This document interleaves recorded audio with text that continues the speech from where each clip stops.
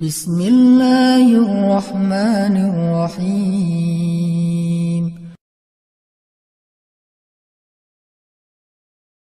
Teman yang dirahmati Allah, alhamdulillah kita lanjutkan. Sebetulnya yang tadi kita udah ngebahas bab husnuzon ya, berbaik sangka. Karena salah satu yang bikin hubungan kita, baik itu dengan keluarga ataupun dengan geng, tetap langgeng, tetap nyaman itu ketika kita belajar untuk selalu berbaik sangka semampu kita. Fattaqullaha mastata'tum.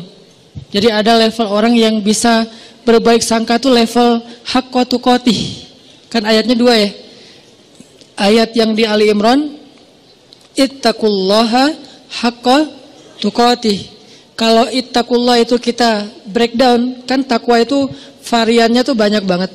Salah satu di antara arti takwa itu adalah berbaik sangka, karena berbaik sangka juga amal soleh. Ada orang yang bisa berbaik sangka itu levelnya haqqa tuqatih, benar-benar baik sangka. Ini orang kayak nggak pernah ada pikiran buruk di dalam akalnya, di dalam pikirannya. Selalu baik tentang orang lain. Kalau ke manusia aja yang dia punya aib, dia selalu bisa berbaik sangka, apalagi ke Allah yang maha sempurna. Ada orang yang kayak gitu emang, tapi jarang banget.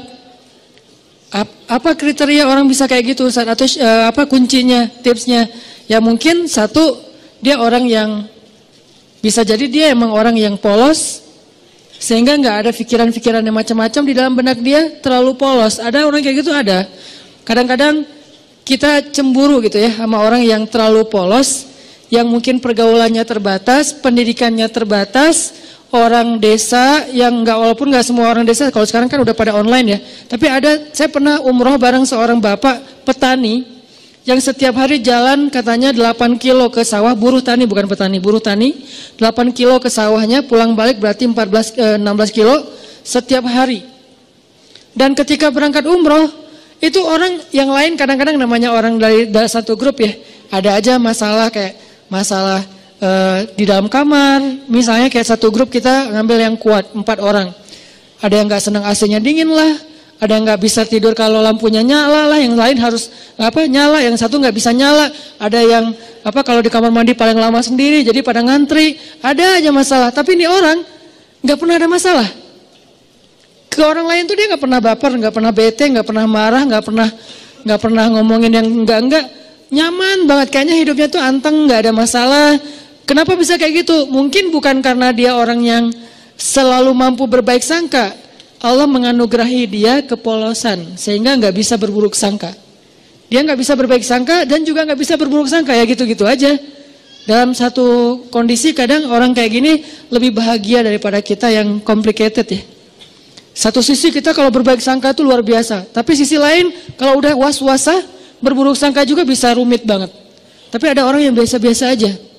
Sehingga pas lagi umroh tuh saya ngelihat bapak ini kayaknya di antara satu jemaah umroh termasuk saya, dia nih yang paling mabrur ibadahnya. Kenapa? Jangan lihat mabrurnya ibadah itu atau solehnya seseorang itu dari yang tadi sunnah doang. Kadang-kadang ada orang yang ibadahnya tuh bagus banget malam hari tapi siangnya habis. Makanya Nabi nyebutnya dengan istilah apa? Muflis, orang yang bangkrut. Bukan orang miskin, orang bangkrut. Karena kalau orang miskin gak mungkin bangkrut kan? Apa yang mau dibangkrutin karena gak ada yang lebih misalnya kan? Orang bangkrut itu orang kaya tapi jatuh miskin, itu namanya orang bangkrut. Muflis bahasa hadisnya. Siapa orang yang bangkrut kata Nabi? Kata sahabat, orang yang kehilangan uangnya ya Rasul, orang yang kehilangan ontanya ya Rasul, orang yang kehilangan hartanya ya Rasul. Kata Nabi, bukan itu. Ada yang lebih parah. Siapa? Orang yang kehilangan pahalanya.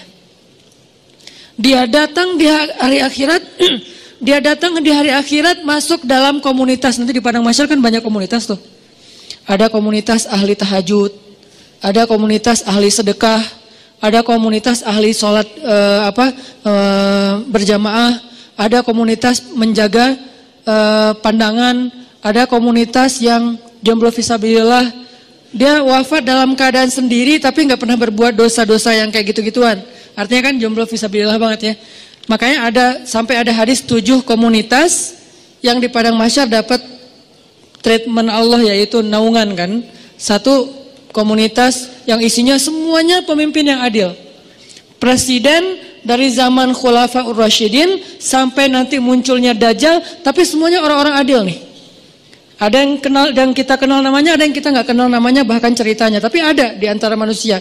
Mulai dari level tertinggi yaitu pemimpin negara sampai level terendah yaitu pemimpin keluarga. Ini nih ada komunitasnya. Nanti ada komunitas anak muda yang keren-keren. Keren maksudnya apa Ustaz? Taat tapi asik. Dia masih muda, asik dengan kehidupannya, cuman gak pernah melanggar syariat. Dia rajin ibadah, dia jujur, dia banyak berbuat baik ke orang lain. Komunitas anak-anak muda. Salah satu yang terkenal di antara mereka legend banget siapa? Ashabul Kahfi. Yang lain nanti pemimpin-pemimpin mereka yang barisan paling depan ada Nabi Yahya, Nabi Isa, Yusuf, apalagi kalau di golongan sahabat Hasan, Husain. Ini nih anak-anak muda yang keren-keren nih. Mereka punya komunitas. Nah nanti ada juga komunitas yang ahli ibadah. Cuman ketika dihisap oleh Allah, mereka jalan berkomunitas karena mereka digolongkan sesuai dengan amal yang dominan. Yasdur nasu ashtatan. Manusia yasdur akan dikelompokkan ashtatan, berkelompok-kelompok sesuai dengan liyuro a'malahum, sesuai dengan amalnya. Jadi kalau datang ahli Quran itu ketahuan, wah hebat ya mereka ahli Quran gitu. Ketahuan dari mana? Mereka akan diberikan kendaraan cahaya. Kemudian dijemput langsung dari tempat mereka dibangkitkan, dari kuburnya dijemput oleh malaikat. Kemudian mereka akan dikawal oleh malaikat yang juga ahli Quran. Siapa malaikat itu? Malaikat Safaroh. Safaroh itu safir. Safir itu artinya brand ambassador, duta. Malaikat-malaikat duta. Wah hebat ya, jadi kayak selebriti di padang mahsyar lewat kelompok selebriti Al-Quran. Ada yang kayak gitu, tapi ini belum dihisap nih, masih berkelompok-kelompok. Begitu masuk hisap, berubah lagi nih. Dari satu komunitas itu misalnya Al-Quran, yang penghafal Quran, penghafal hadis, ahli ilmu, ternyata cuma setengahnya yang lulus masuk surga. Setengahnya lagi ketahan, kenapa? Bangkrut. Kenapa bangkrut? Mungkin dia ahli Quran, tapi dia juga suka berburuk sangka dan membicarakan aib orang lain. Mungkin dia ahli tahajud, tapi dia siangnya membicarakan aib orang lain. Ini nih yang bahaya nih. Jadi balik lagi, saya kayak ngerasa iri gitu ke bapak tadi yang orangnya tuh lempeng, ibadahnya mungkin enggak kayak yang lain yang sehari tahu sampai 5 kali. Dia paling sehari sekali, itu juga kalau ada yang ngajak, kalau enggak di kamar aja sendiri gitu kan ya. Karena udah selesai ibadah umroh, ya udah di kamar. Kenapa dia nggak ke masjid? Apa kurang soleh? Bukan, nggak tahu jalan. Dia sekamar itu berlima, aslinya berempat tapi ditambah jadi berlima dan dia nggak komplain. Yang 4 ini komplain, dia nggak komplain. Padahal yang 3-nya komplain, dia nggak. Kenapa? Karena dia ya nggak apa-apa. Terus di antara berlima ini kan ada extra bed ya, karena kamarnya kamar quad dengan bed yang single bed.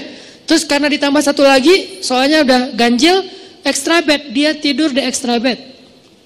Yang notabene extra bed itu enggak seperti yang biasa, kurang empuk, terus dari bawahnya tuh bunyi-bunyi gitu, terus sakit badan, tapi dia mau, padahal dia bayar sama dengan yang lain, tapi dia dikasih extra bed, gak apa-apa. Terus teman-temannya karena malam-malam pada cepet-cepetan, pada berangkat sendiri-sendiri ke masjid, dia tinggal sendiri, takut, sama orang kampung, takut keluar entah nyasar, kan yang paling terkenal tentang Mekah itu kan nyasar ya. Jadi akhirnya dia karena takut nyasar, ya udah di kamar aja. Sholat subuh di kamar, padahal di Mekah. Pak gimana tadi subuhnya? Di kamar Ustaz. Loh kenapa? Gak ada yang nemenin, gitu doang. Wah ini Masya Allah, mungkin subuh dia tuh lebih afdal daripada kita yang subuhnya di masjid. Kenapa? Bukan karena dia gak mau, dia gak mampu, takut. Yang lain tawaf sehari 5 kali, dia tawaf kalaupun ada yang ngajak sehari sekali. Tapi gak pernah ngomongin aib orang lain, gak pernah berburuk sangka kepada orang lain. Dia orangnya selalu tersenyum, dalam keadaan capek aja bisa tersenyum. Dahsyat nih orang kayak gini nih, nggak tahu Allah kasih kelebihan apa pada dia. Ini namanya haqqa tuqatih. Husnuzonnya itu udah benar-benar husnuzon. Selalu husnuzon, nggak pernah berburuk sangka. Ada orang kayak gitu, ada, apalagi di kalangan sahabat. Contoh, ada seorang sahabat namanya Tolhah bin Abdillah. Istrinya Tolhah ini pernah sukses, pernah juga diuji dengan terpuruk secara finansial, bisnis dia, dagangan dia tuh kayak rugi gitu. Ketika sukses, teman-temannya banyak yang datang ke rumah. Tolha, jadi rumahnya rame terus. Dan suka minjemin duit dari dia, jadi dia bantuin teman-temannya, traktirin makan teman-temannya. Pas lagi sukses nih, begitu dia bangkrut, sepi, nggak ada yang datang ke rumahnya. Orang nggak ada yang ngejar dia, nggak ada yang ngeramein rumahnya lagi, nggak ada yang jalan makan bareng dengan dia. Harusnya kan minimal gantian dong, sekarang dia yang ditraktirin kan. Akhirnya istrinya secara manusiawi normal bilang gini, Tolha, tuh lihat teman-teman kamu sekarang, ketahuan kan siapa yang sejati, siapa yang enggak. Kenapa, kata Tolha, giliran kamu sukses dulu mereka nemenin kamu, ramai di rumah setiap malam. Sekarang giliran kamu bangkrut mereka jauh dari kamu. Kata Tolha, enggak, sebaliknya. Mereka itu teman-teman yang baik. Mana sisi baiknya? Dulu ketika aku banyak uang, mereka datang meminta tolong kepada aku karena mereka tahu aku mampu menolong mereka. Sekarang ketika aku bangkrut gak punya uang, mereka gak datang lagi karena gak mau merepotkan aku. Lihat sisi, selalu ada sisi husnuzon. Ini orang kok bisa kayak gini gitu. Sekarang mereka gak datang lagi ke rumah aku karena gak mau ngerepotin aku, takut daripada saya minta pinjam uang ke Tolha, tapi Tolha jadi gak enak hati karena gak bisa nolongin. Kasihan, ya udah deh gak usah datang ke rumah Tolha. Itu yang dipikirin. Coba kalau kita, kayaknya kita kayak istrinya lah ya, normal kan ya. Dan itu gak salah, cuman ada orang yang keren, bisa haqqa tuqatih. Sehingga ayatnya, ittaqullaha haqqa tuqatih. Kalau kalian mau beramal saleh yang pol, coba. Ada orang yang bisa kayak gitu. Siapa lagi yang bisa husnuzon? Istrinya Abu Ayyub. Ketika terjadi fitnah, berita hoax tentang Aisyah selingkuh dengan Sofwan. Istrinya Abu Ayyub pulang ke rumah terus nanya ke istrinya, "Mah, udah dengar berita yang lagi trending topik nggak?" Gitu. "Oh, tentang Aisyah, ya. Gimana menurut Mama?" Kata istrinya Abu Ayyub, "Ya Abu Ayyub, gimana menurut engkau kalau ada yang membuat berita aku selingkuh?" Kata Abu Ayyub, "Ma'azallah, nggak mungkin saya percaya karena saya tahu Mama orangnya solehah, baik, menjaga diri, nggak mungkin macam-macam." Kalau sebaliknya ada orang yang mengatakan engkau hai Abu Ayyub selingkuh, mungkin nggak? Ma'azallah, nggak mungkin saya selingkuh, kan saya suami setia sama kamu, gitu-gitu kan ya. Terus saya nggak mungkin selingkuh, nggak mungkin berpaling ke yang lain mah, demi Allah gitu. Kata istrinya Abu Ayyub, wahai Abu Ayyub, sesungguhnya Aisyah lebih soleha dari aku. Kalau aku nggak mungkin, Aisyah lebih nggak mungkin lagi. Sesungguhnya Sofwan lebih soleh dari kamu. Kalau kamu aja nggak mungkin, apalagi Sofwan. Ini juga berbaik sangka. Dia selalu melihat angle yang bisa buat dia tuh berbaik sangka sama orang lain. Dia cari, dia ulik tuh. Gimana ya cara berbaik sangka? Gimana ya cara berbaik sangka? Kan itu harus dicari juga ya, nggak bisa pasrah gitu aja. Karena kalau kita pasrah doang kan yuwaswis. Yang banyak itu kan was-wasah setannya nih. Yuwaswisu fi sudurinas. Ternyata dia benar. Ternyata dia gitu. Ternyata dia nggak seperti yang kamu pikirkan. Ini tuh banyak banget. Sehingga kita harus melawannya dengan cari-cari celah. Mana ya sisi baiknya ya? Mana sisi baiknya ya? Kalau nggak ada, minimal kalau nggak bisa sama sekali, Allahu a'lam. Saya nggak mau komen deh. Saya nggak mau berprasangka apapun deh. Ya udah deh, saya diam aja. Nah ini menunjukkan bahwa ada orang yang haqqa tuqatih. Ada juga yang nggak bisa haqqa tuqatih, maka Allah berfirman di dalam surat At-Taghabun kalau nggak salah, fattaqullaha mastata'tum. Kalau kalian nggak bisa berbaik sangka total, semua kasus berbaik sangka nggak bisa, minimal mastata'tum, usahakanlah semampu kalian. Ini Al-Quran, indahnya Al-Quran tuh kayak gitu, balance. Cuman kadang-kadang kan kita ngambil satu ayat menyimpulkan, padahal ayat itu saling mengutuhkan, saling menjelaskan bayinat antara satu dengan yang lain. Kalau nggak bisa semuanya berbaik sangka, jangan sampai juga kita akhirnya nyerah. Kayaknya susah banget dia berbaik sangka, udah deh kita biasa-biasa aja. Jangan gitu. Mastata'tum, berusahalah semampu kalian. Yang kalian lewatkan, minta ampun sama Allah. Yang kalian mampu, maka jagalah, dawamkan, istiqomahkan. Fattaqullaha mastata'tum. Mastata'tum itu yang mana Ustadz? Yang kecil-kecil dulu, latihan dari yang kecil dulu. Berbaik sangka terhadap hal-hal yang mungkin buat kita sih nothing tulus lah. Ya, ini kan masih gampang ya berbaik sangkanya ya. Apalagi buat orang yang mungkin gak ada hubungannya dengan kita. Yang kalau kita berbaik sangka juga atau berburuk sangka, gak ada untung ruginya buat kita. Ya udah kita latihan dari yang itu dulu. Terus kasus-kasus sepele, kasus yang sekedar komen, sekedar broadcast. Kayak misalnya kita lagi di satu grup, beda mazhab. Tiba-tiba ada yang broadcast mazhab yang kita nggak sama dengan kita. Jangan langsung berburuk sangka, nih kayaknya nyepet gua nih. Jangan. Sampai di dalam taklim juga kadang-kadang ada orang yang berburuk sangka gara-gara pertanyaan. Misalnya, Ustadz, saya mau nanya, gimana orang yang kerjanya masih riba? Langsung diliatin. Lo maksudnya gua?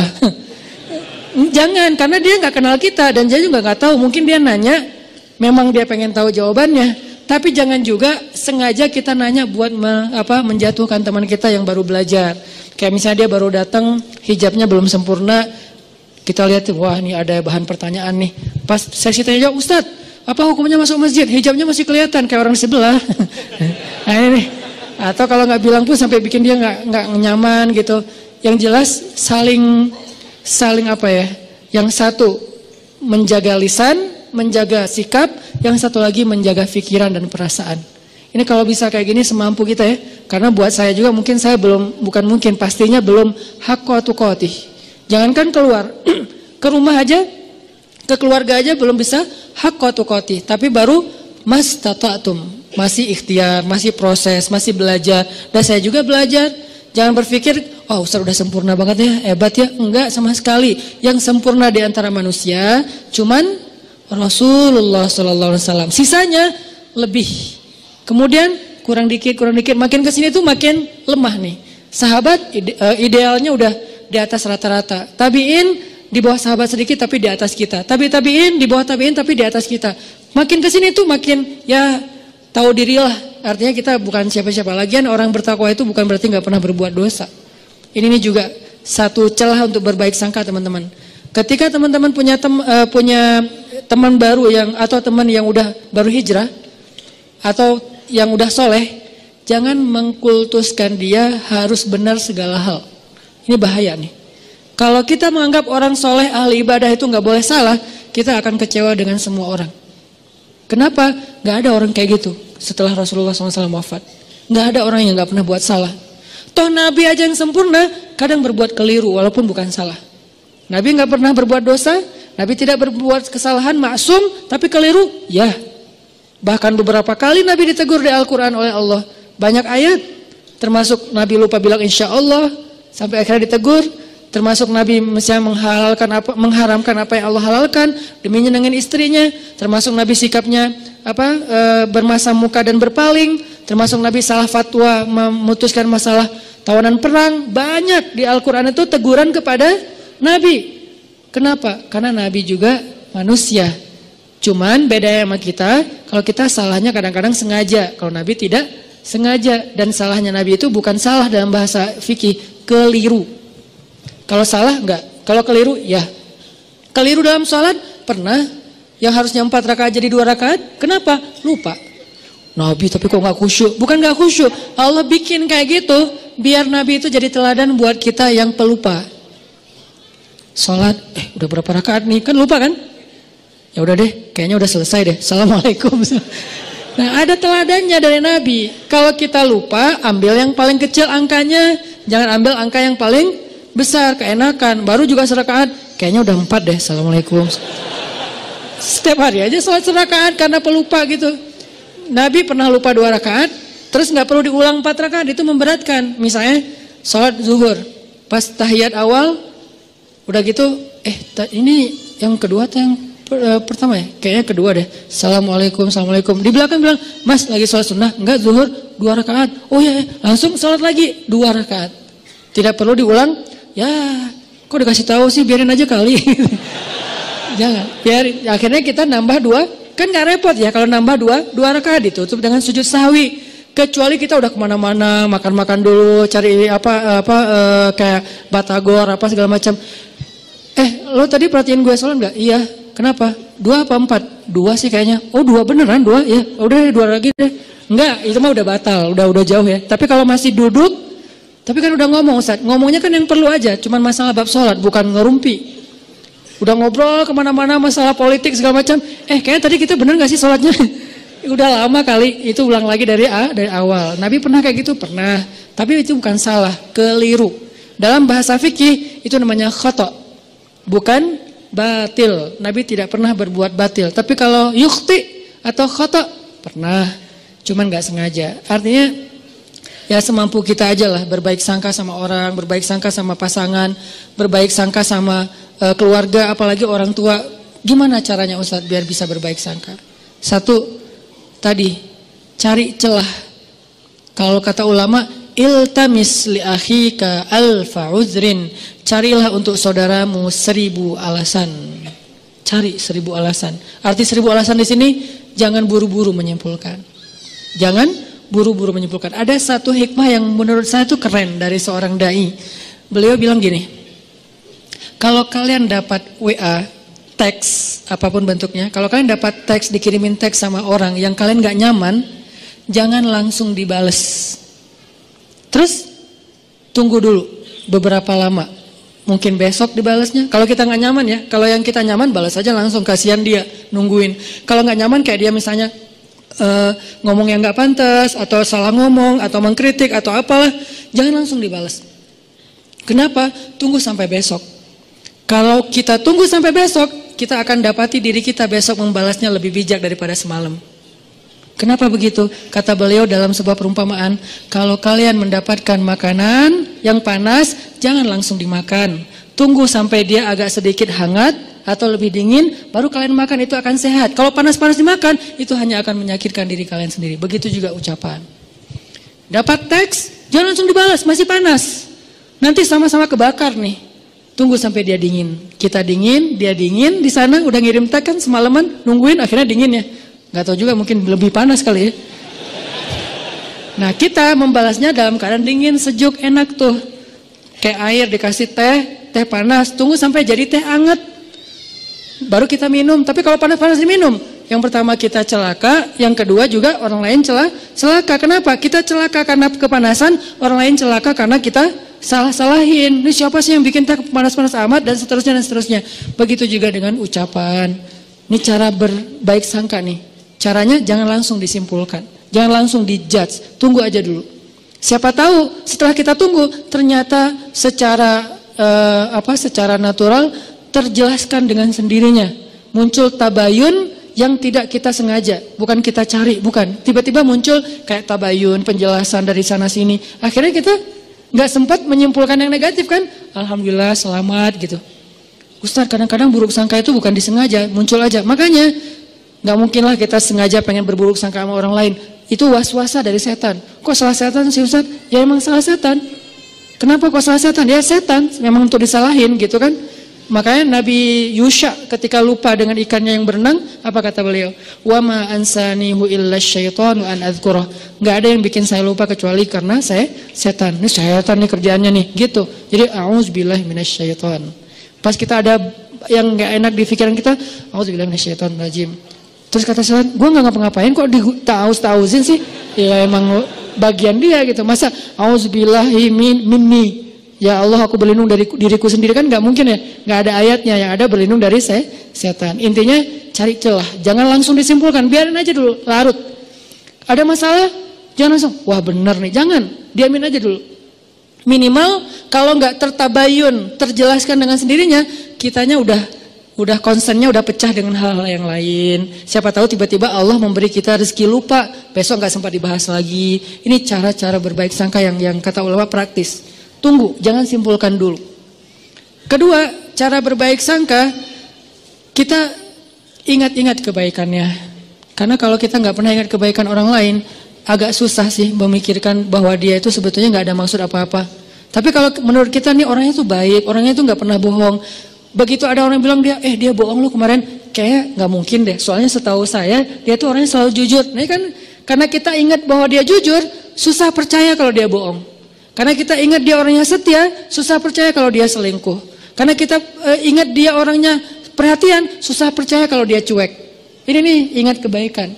Seingat mungkin, kalau perlu kita bikin program buat diri sendiri berbaik sangka dalam rangka mastata'tum, semampu kita catat. Dia pernah gini sama saya, dia pernah bantuin saya, dia pernah. Sesekali kita minta tolong dia nggak bisa tolong, kita akan lihat dulu sih dia selalu nolongin saya. Kok sekarang dia nggak nolong? Kayaknya dia lagi ada masalah juga. Tapi kalau kita lupa, dia emang gitu orangnya, susah banget dimintain tolong. Padahal setiap hari nolong. Kecuali kali ini. Nah ini cara berbaik sangka, ingat kebaikan orang lain. Kalau nggak ada Ustadz, Siapa bilang nggak ada? Nggak mungkin nggak ada kecuali Firaun. Toh Firaun aja masih ada kebaikannya apa? Masih mau menampung Musa kecil di rumahnya, walaupun sebetulnya dia nggak suka kepada Musa itu. Masih mau, gara-gara apa? Gara-gara sayang sama istrinya.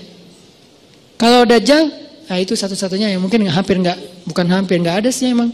Sehingga kita disuruh bertaus di akhir sholat kita dari Dajjal. Jadi taus itu kayaknya setahu saya itu dua ya, setan dan Dajjal.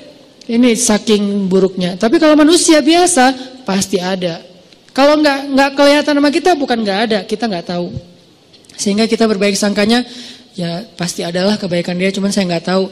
Ustadz, kalau yang berburuk sangka itu tentang sesuatu yang bikin kita sebel gimana Ustadz? Ini nih yang agak berat nih. Kalau nggak ada hubungannya dengan kita kayak isu, informasi apa yang lagi ngehit atau apa, itu mungkin buat kita sih gampang berbaik sangkanya. Tapi kalau yang bikin kita nyesek gimana Ustadz berbaik sangkanya? Sholat. Jangan berbaik sangka sama dia kalau belum mampu. Berbaik sangkalah kepada Robnya. Karena kalau ini juga nggak bisa, udah nggak ada lagi harapan. Cara berbaik sangka kepada Allah hubungannya dengan dia apa Ustadz? Ya Allah, saya nggak tahu apa yang terjadi. Saya serahkan urusan dia kepada Engkau. Engkau pasti nggak akan ngecewain saya dong pastinya. Ini nih cara berbaik sangka ke Allah. Akhirnya tawakal modalnya supaya kita nggak ngikutin prasangka buruk kita yang bikin kita nyesek. Kadang-kadang orang berburuk sangka itu bukan hanya dalam kehidupan yang biasa, dalam ibadah aja bisa berburuk sangka. Dan kalau udah kayak gitu udah nggak nyaman. Ada teman kita misalnya kayak lagi puasa sunnah, kok dia egois banget sih puasa sunnah pas lagi mau ngajak acara makan-makan bareng saya nggak bisa, sehari aja dia batal. Nah ini udah mulai muncul sebelnya, nggak nyamannya. Berbaik sangkalah apa? Ya mungkin dia nggak ada hajat yang dia lagi butuhin sehingga dia kayak lagi ngelobi langit dengan ibadah-ibadah sunnah, dan itu lebih dia butuhkan daripada sekedar membatalkan puasa demi makan-makan dengan kita. Ya udah deh nggak apa-apa, mungkin dia punya hajat yang penting, bisa kayak gitu atau apapun lah bentuknya. Kadang-kadang dalam ibadah juga berburuk sangka itu bukan yang fatal sih, tapi agak dikit ganggu. Kayak lagi sholat berjamaah, saya pernah ngimamin kan ada ayat-ayat yang kadang-kadang kalau lagi berkesan gitu diulang-ulang ya. Kayak misalnya baca ayat, bukan Ar-Rahman sih, kalau itu pasti diulang-ulang sih, fabi ayya rabbikum tukadziban. Ada yang kayak wabasyiril ladzina amanu wa 'amilus shalihat. Sampaikanlah berita gembira kepada orang yang beriman dan beramal soleh. Wah, ini keren nih ayat nih. Wabasyiril ladzina amanu wa 'amilus shalihat. Diulang lagi. Kenapa? Lagi mensugesti diri. Gak usah khawatir deh beramal soleh, karena pasti gembira hasilnya, pasti dibahagiain Allah, pasti Allah balas, gak mungkin dikecewain. Wabasyiril ladzina amanu wa 'amilus shalihat. Di belakang kadang-kadang makmumnya mungkin gak bisa berbaik sangka, tapi gak fatal juga sih. Jangan-jangan Ustadz lupa nih. Analahum jannat. Karena kebenaran dia hafal. Analahum jannat dibenerin. Saya wabasyiril ladzina amanu wa 'amilus shalihat annalahum jannatin tajri min tahtil anhar. Ya. Seandainya bisa ngomong, tahu. Cuman kan nggak bisa ngomong dalam sholat ya. Jadi bukan saya lupa, lagi menikmati ayat yang menurut saya berkesan gitu, tapi kayak dibener-benerin, teriak satu masjid, analahum jannat. Dia baru tahu analahum jannat dari yang di depan, dan dia juga nggak hafal aslinya. Jadi kayak, wah ternyata itu ya, ya udah deh, rame-rame yuk, analahum jannat gitu.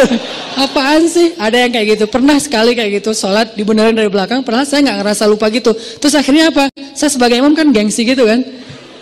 Pas analahum jannat, analahum dilebay-lebayin iramanya gitu biar yang pengen ngasih tahu kode gitu. Gue hafal, cuman lagi kayak khusyuk gitu sih. Intinya adalah berburuk sangka itu emang gak nyaman. Dalam ibadah aja gak nyaman. Padahal itu bukan hal yang fatal kan. Mungkin justru makmumnya kayak, kasihan ya ustadznya ya, udah 5 kali ngulang gak lewat-lewat. Udah deh kita benerin. Kalau berbaik sangkanya imam ya kepada umum, kalian baik banget sih dibenerin, padahal saya gak salah loh. Kasihan deh lo gitu. Jadi artinya ya berbaik sangka semampu kita. Terus ada yang ketiga, gimana caranya biar gak terjadi berburuk sangka. kita nih sebagai orang yang kadang-kadang suka bikin masalah, suka bikin syubhat istilahnya. Apa itu syubhat? Sesuatu yang berpotensi salah faham. Itu namanya syubhat. Sesuatu perkataan, perbuatan, posting kalau dalam bahasa sosmed itu yang berpotensi orang salah faham. Nah, kitanya yang harus tabayun segera sebelum terjadi kesalahfahaman. Contoh, saya posting main air di laut pakai celana pendek. Kan berpotensi orang salah paham ya. Wah, Ustaz kok celana pendek gitu kan? Akhirnya di caption, note itu pakai knee band. Saya menutup lutut pakai kayak ikat lutut gitu. Jadi tetap ketutup. Ini pakai knee band loh ya, ditutup di pakai yang agak kayak ketat gitu. Cuman warnanya warna kulit. Kenapa tuh harus pakai celana pendek? Ya aja main papan pakai celana panjang, jeans pula gitu kan ya. Kan jadi bid'ah gitu kan. Gimana saya mau deketin teman-teman surfing sementara saya dianggap ahli bid'ah dalam mazhab surfing. Kecuali saya pakai shortboard yang emang dia lebih modern sehingga saya bisa pakai wetsuit gitu kan, pakaian kayak nyelam gitu yang panjang. Tapi kebenaran karena emang masih belajar, biar lebih gampang pakainya yang longboard, selong mungkin, kalau bisa 10 meter gitu kan, selong mungkin biar lebih stabil kan, makin long, makin lebar, makin tebal kan makin stabil tuh, walaupun berat sih kalau kena lumayan gitu. Ngambil yang paling long, makin bold, sehingga mazhabnya itu makin kayak, wah single fins or die gitu kan, satu fin atau nggak usah sama sekali deh, nggak usah pakai fins gitu. Akhirnya ngikutin mazhab teman-teman yang emang mereka punya prinsip bahwa kalau long itu celananya pendek Ustaz, bajunya geleber gitu Ustaz, terus kayak gitu-gitu. Oh ada yang gitu-gitu ya? Iya ya Ustaz, ya udah deh, biar saya nggak diahliin bid'ah, biar bisa dekat sama mereka, ngobrol santai. Ya udah pakai celana pendek, cuman biar nggak jadi syubhat, ditutup lututnya. Ini namanya mentabayyun sendiri sebelum dipertanyakan oleh orang lain. Ada yang kayak gitu, ada juga yang kayak misalnya kita lagi ke satu wilayah yang mereka baca Qur'annya itu kalau sholat bismillahnya dijaharkan. Ada yang mazhab jahar, ada yang enggak. Kalau saya kan ngambil mazhab yang sir, tapi baca cuman enggak dijaharkan. Nah pas lagi di sana kita bisa jelasin, maaf ya saya mungkin baca cuman sir gitu. Biar orang, lah Al-Fatihah enggak pakai bismillah. Nah diperjelas. Kalau perlu bismillahnya yang biasa bismillahirrahmanirrahim. Kali ini bismillahirrahmanirrahim. Enggak pakai irama tapi jelas gitu. Supaya orang lain, oh ya tenang deh kalau gitu. Jadi kita kayak tabayun sendiri. Itu perlu. Apa dalilnya Ustaz? Nabi pernah kayak gitu. Nabi suatu malam lagi nganterin istrinya pulang karena dari masjid. Nabi enggak nginep di rumah istri yang itu, cuman dianterin pulang. Pas lewat di sebuah lorong kayak gang gitu yang agak-agak remang-remang. Nabi berdua dengan cewek, lagi nganterin cewek ini pulang. Dari itu berlah istri beliau. Tiba-tiba lewat sahabat ngelihat Nabi sama cewek, langsung mereka mempercepat langkahnya. Nabi, pergi aja. Pergi aja mereka, dipanggil sama Nabi. Sebentar kata Nabi. Kenapa ya Rasulullah? Ini adalah Sofia istriku, kata Nabi. Ini adalah Sofia istriku. Kata sahabat, ya Rasulullah, gak mungkin kami berburuk sangka kepadamu. Kata Nabi apa? Inna syaitan yajri majrad dam. Setan itu mengalir di dalam aliran darah kalian. Maksudnya apa? Dia tahu banget yang kalian rasain. Mungkin sekarang kalian gak akan ada apa-apa. Nabi sama cewek, pergi aja, gak usah dipikirin. Udah disimpan. Besok ada yang ngomongin atau ngelihat sekali lagi. Bener ya kayaknya semalam yang kita lihat. Nah jadi gitu tuh. Daripada jadi omongan, maka Nabi langsung tabayun. Sebentar. Ini Sofia istriku, kata Nabi. Oh iya, berarti udah gak ada fitnah. Ini namanya tabayun langsung. Kadang kita sebagai objeknya yang harus aktif. Kalau kita lihat sikap kita, postingan kita, ucapan kita, teks kita, caption kita tuh bisa mengundang salah faham orang yang membaca. Dan itu kan banyak. Tulisan-tulisan yang kalau orang baca salah faham. Kenapa salah faham? Karena mungkin memang tulisannya agak-agak multitafsir. Maka butuh kayak footnote-nya, butuh penjelasannya, butuh apanya. Itu namanya tabayyun. Jangan tunggu orangnya, jangan suuzon dong, tabayyun dulu. Kalau emang yang kita lakukan emang akan muncul potensi salah faham, kita aja yang langsung tabayyun. Termasuk kayak lagi lagi bikin event. Saya beberapa kali bikin event, muhasabahnya pakai back sound. Saya udah minta fatwa, saya tanya Ustadz Abu Somad, Ustadz, saya muhasabah pakai back sound, boleh nggak Ustadz? Di dalam masjid atau di luar? Di luar, boleh. Tanya ke yang lebih senior lagi, namanya Bang Zikri, kakak kelas saya namanya Dr. Awalu Zikri, dokter di bidang fikih. Berarti beliau kan lebih ini lagi ilmunya. Bang, saya pakai back sound tapi di luar masjid, di gedung gitu, pas muhasabah. Boleh enggak?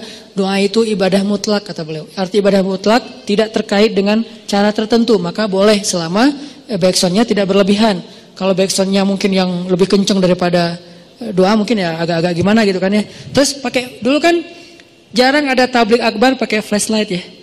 Terus kita bikin tablik akbar beberapa kali pakai flashlight. Pas bagian apa? Pas bagian lagu Indonesia Pusaka. Pakailah flashlight. Mulai dihujat nih. Dihujatnya apa? Kajian kok kayak apa gitu kan ya. Kayak ikut agama lain atau apa gitu. Kayak pakai lilin atau apa gitu. Oke, saya yang salah, lupa tabayun. Alhamdulillah, bukan alhamdulillahnya, qadarullahnya. Sekarang banyak para habaib, Masya Allah, mereka selawatan juga di acara crowd event gitu pakai flashlight kan. Ada Habib siapa gitu, yuk kita selawatan, nyalain flashlightnya. Buat apa sih? Buat lebih semarak, lebih semangat gitu. Termasuk Ustadz Abu Somad juga bikin pakai flashlight. Karena saya juga ngomong sama Ustadz Abu Somad kan sering kontak-kontakan, Ustadz saya pakai flashlight loh dan ditutup gini-gini. Kata Ustadz Abu Somad, kita bikin komunitas yuk. Komunitas apa? Komunitas korban tahzir, kata beliau. Karena kayak saling curhat-curhat gitu. Oh iya Ustadz, maksudnya nggak apa-apa selama itu bukan di dalam masjid. Akhirnya besok-besok kalau saya bikin event, saya jelasin, ini di luar masjid ya, gitu. Ini enggak di ini di gedung ya. Ini kenapa saya bikin 2 event, satu di masjid, satu di luar masjid? Karena emang ada kondisi yang memang beberapa teman-teman yang mungkin baru belajar, pengen nyaman dalam taklim itu butuh dipancing dengan sesuatu yang gimmick. Sehingga kita bikin, jangan sampai kita lakukan itu di masjid, akhirnya di luar masjid. Jadi tetap semua dapat menunya deh, yang udah medium dapat menu medium, yang udah bold dapat menu bold, menu bold, yang masih light dapat menu light, bertahap, setiap orang berproses. Kalau yang pengen bold, datang aja ke Al-Latif pas kajian tarbiyah saya, teman-teman pemuda aja tahu gimana boldnya kajian kita tentang masalah pergerakan, itu bold banget, pasti akan bosan. Kalau yang di sini medium, ada yang lebih light lagi, ada. Dan makanya sekarang saya agak sedikit ditambah-tambahin, yang dulu mungkin entertainnya lebih banyak, gaming yang lebih banyak, sekarang naikin level dikit, kayak gitu-gitu kan. Ini proses dalam dakwah. Tapi harus tabayun supaya tidak jadi syubhat, jadi salah faham. Kadang-kadang lupa tabayun, namanya juga fattaqullaha mastata'tum, semampu kalian, semampu kita aja. Jadi 3. 1, cari celah. 2, apa tadi teh? Mengingat kebaikan. 3, kita sebagai objeknya yang kalau bisa menjelaskan supaya tidak terjadi salah paham. Ini aja yang mungkin saya bisa share tentang berbaik sangka. Karena berbaik sangka ini adalah salah satu modal penting kalau kita mau membangun sosial yang yang nyaman, masyarakat yang nyaman, hubungan pertemanan yang nyaman, keluarga yang nyaman. Salah satunya adalah dengan berbaik sangka. Mudah-mudahan ini bermanfaat. Yuk kita tutup dengan muhasabah, berdoa kepada Allah Subhanahu wa taala.